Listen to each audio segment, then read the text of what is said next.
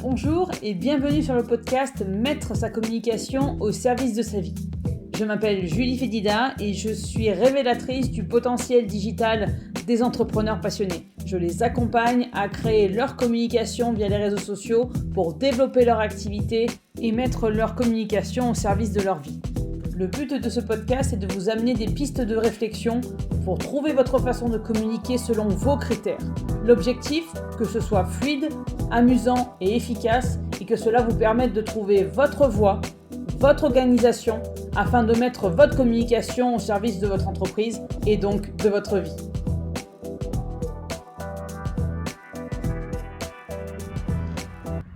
Nouveau podcast 2022, épisode 16. Cette année pour mon anniversaire, j'ai envie de m'offrir un cadeau exceptionnel. Pour cette année, j'avais envie de boucler la boucle. Le fin d'année 2021 a été compliqué au niveau santé, une grossesse difficile, une naissance en début 2022, pareil un peu trop tôt, avec une hospitalisation quasiment d'un mois. Enfin, il s'est passé plein de choses. Une petite fille en néonate, une activité en berne, parce que justement j'en avais pas, j'étais hospitalisée donc je ne peux pas tout faire en même temps.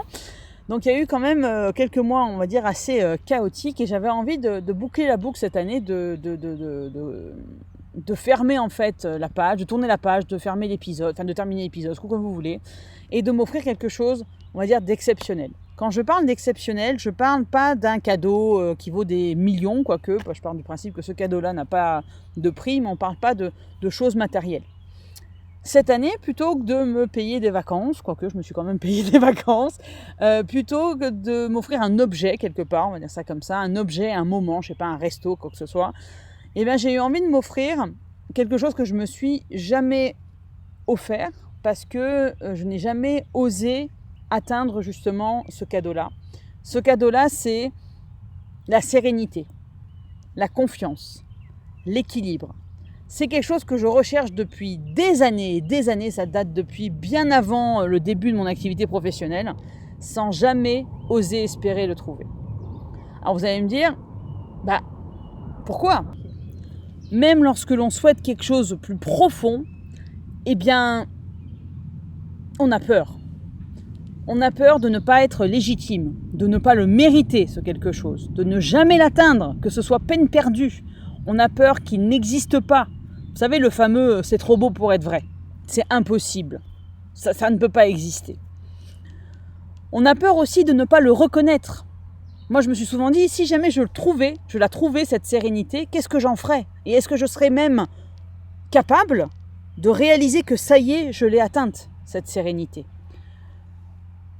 Je me suis souvent dit que je ne pouvais pas l'atteindre parce que je n'étais pas assez, parce que j'étais trop franche, pas assez bosseuse, je ne travaillais pas de la même bonne façon, je passais pas assez d'heures ou trop d'heures, peu importe. J'avais trop de choses à faire pour ralentir et avoir cet équilibre. Parce que la vie est ainsi faite et ainsi conçue qu'il était impossible de simplifier les choses. J'ai pas le temps, il y a trop de trucs à faire. Je ne peux pas simplifier les choses. Je ne peux pas atteindre un quelconque équilibre parce que ce n'est pas possible. La vie n'est pas faite comme ça. L'entrepreneuriat ne peut pas être fait d'équilibre. Le fameux « la vie c'est comme ça », ça va gêner les autres. Ça va faire jaser, comme diraient mes collègues canadiens. Ça, je me le suis dit trop de fois. Je me suis souvent dit aussi que de toute façon, ceux que je voulais aider ne sont pas prêts à passer à l'action. Ils ne sont pas prêts à se lancer dans la com. Quand je dis se lancer dans la com, c'est se lancer sur les réseaux sociaux pour communiquer, pour créer du lien avec leurs clients de cœur, parce qu'ils pensent que comme moi, c'est impossible d'avoir cet équilibre, parce qu'il y a trop de choses à faire, parce que c'est trop compliqué, parce que ils n'ont pas de diplôme en com, ils n'ont pas les compétences, ils n'ont pas le temps, ils n'ont pas l'énergie non plus de se mettre devant l'ordinateur, parce que l'ordinateur, ils y sont assez souvent pour eux, et de toutes les façons, ils ne sont pas informaticiens, ils ne sont même pas à l'aise avec l'informatique. Et pour bien conforter mon mental, je m'apportais la preuve que les résultats n'étaient pas au rendez-vous. Je ne dis pas que je n'avais pas de résultats, mais je n'avais pas l'activité au niveau souhaité, j'ai envie de dire. Je dis oui, ça marche, oui, ça fonctionne objectivement, mais c'est pas autant que je le souhaiterais. Et ça m'apportait toutes les preuves possibles et imaginables pour conforter ce que me disait mon mental. Maintenant, attention, quand je parle de la notion d'équilibre, quand je parle de la notion de sérénité, de confiance, ces notions-là ne sont pas les mêmes, n'ont pas la même signification pour tout le monde. Pour certains, ce serait d'allier vie pro et vie perso. Pour d'autres, ce serait de travailler tous les jours, peut-être même 7 jours sur 7, mais peu d'heures chaque jour. Pour d'autres, ce serait de trouver une organisation qui respecte leur rythme, etc., etc.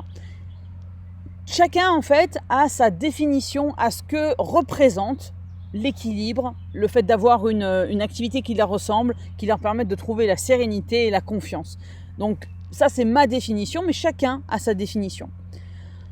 Eh bien, je peux le dire qu'après des années d'autoflagellation et de diminution de ma voix, entre guillemets, pour ne pas gêner les autres, pour ne pas qu'on me dise non, parce que je prenais chaque refus comme quelque chose de personnel, eh bien, aujourd'hui, j'ai posé l'intention pour mon anniversaire d'atteindre cet équilibre et de reconnaître enfin que, oui, c'est possible d'atteindre cet équilibre, d'avoir une activité qui soit simplifiée et alignée avec qui je suis. Oui, je peux l'atteindre parce que je mérite de l'atteindre et c'est pour cela que je me l'offre cette année, cette possibilité, cette intention de l'atteindre. Et oui, je peux l'atteindre parce que être moi suffit. Être soi suffit. Le fait d'arriver à le dire et à l'affirmer comme je l'affirme aujourd'hui, j'ai dû mettre, allez, si ce n'est 30 ans, au moins 25 ans. Ok. Et selon moi, reconnaître cela, que être moi suffit, que atteindre un équilibre, avoir la possibilité de créer une entreprise qui soutienne mon rythme, mes envies, ma personnalité, qui me ressemble quelque part, eh bien pour moi, c'est le plus beau cadeau que l'on puisse se faire à soi. L'un des plus beaux cadeaux que l'on puisse se faire à soi. Alors moi, j'ai envie de vous poser une question. En ce moment, je suis très question, j'ai remarqué. Est-ce que vous êtes prêt à tenter l'aventure et à passer à l'action ?